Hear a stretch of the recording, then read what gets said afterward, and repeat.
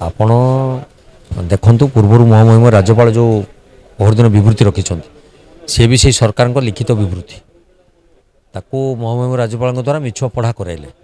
ଇଏ ବି ଯେଉଁ ଅର୍ଥନୈତିକ ସର୍ଭେ ସରକାର ତିଆରି କରିଛନ୍ତି ଇଏ କଥାରେ ଆଉ ପଢ଼ାରେ କୌଣସି ତାଳମେଳ ରହିବ ନାହିଁ।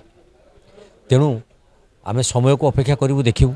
ସରକାର କହୁଛନ୍ତି ମଥା ପିଛା ଆର୍ଥିକ ଅଭିବୃଦ୍ଧି ଘଟିଛି, ଆମେ ଦେଖୁଛୁ ମୁଣ୍ଡ ପିଛା ଋଣ ବଢ଼ି ଚାଲିଛି। ତେଣୁ ସମୟକୁ ଆମେ ଅପେକ୍ଷା କରିଛୁ।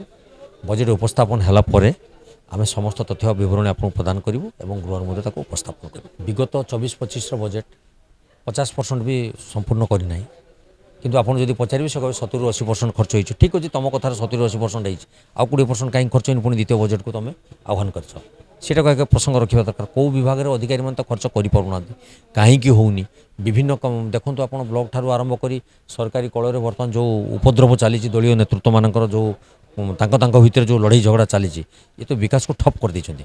ଆଉ ସେ ବଜେଟ୍ ନେଇ କ'ଣ କରିବ? ବଜେଟ୍ ତ ନେଇକି ସେ ଖର୍ଚ୍ଚ କରିପାରିଲା ଭଳିଆ କାହିଁକି କିଛି ନଜିର ନାହିଁ ଆମ ପାଖରେ। ତେଣୁ ସମୟ କହିବ ବିଜେପି ଏପର୍ଯ୍ୟନ୍ତ କାମ ହୋଇପାରୁନି। କେବେ ଦାନା ଭାତା ହେଇଥିଲା? ଦାନା ଭାତା ସବୁ ବ୍ଲକ୍ରେ ଆପଣ ଦେଖିବେ କାର୍ଯ୍ୟକାରୀ ସରିନାହିଁ। ଏମିତି ବିଭିନ୍ନ ପ୍ରସଙ୍ଗ ରହିଛି, ବିଭିନ୍ନ ମୁଦ୍ଦା ରହିଛି, ବିଭିନ୍ନ ଅସଜଡ଼ା କାର୍ଯ୍ୟକ୍ରମ ରହିଛି। କେବଳ ରଙ୍ଗ ମାରିବାରେ ମାନେ ବ୍ୟସ୍ତ ଅଛନ୍ତି। ମୁଁ ଆପଣଙ୍କୁ ସେଠି ସ୍ପଷ୍ଟୀକରଣ ଦେବି। ବାଣିଜ୍ୟରେ ଯଦି ଅଭିବୃଦ୍ଧି ଘଟିଛି ତେବେ ସେଟା ଆଦାନୀ କମ୍ପାନୀର ଅଭିବୃଦ୍ଧି ହେଇଛି।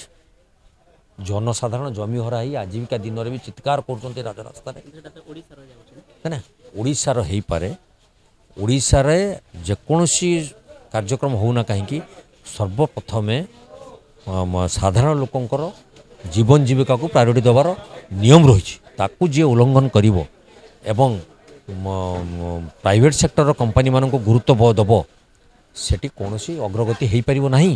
ବିକାଶ ହେଇଛି ବୋଲି ସେ ଲେଖିଛନ୍ତି, ମୁଁ ଆପଣଙ୍କୁ କହୁଛି ସେ ଲେଖାଟା ଦେଇଛନ୍ତି, କିନ୍ତୁ ସେଇଟା ପଢ଼ିଦେଲେ ହେବନି, କାର୍ଯ୍ୟକ୍ରମ କରିକି ଦେଖିବାକୁ ପଡ଼ିବ।